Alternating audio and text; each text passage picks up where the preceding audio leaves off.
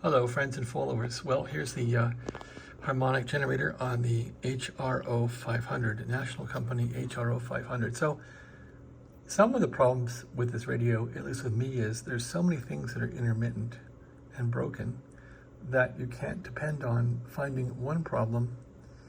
You can't find that problem because there's another problem which surfaced randomly, and so the problems cascade.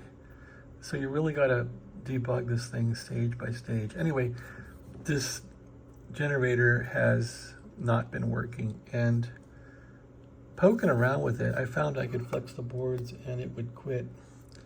But then I'm just kind of poking around here with a straw, a nice plastic straw, which is supposedly non-inductive, and I can just touch this joint here. I thought, yeah, there it goes. So look how sensitive it is when I just go like that. So try and fix that and see if that'll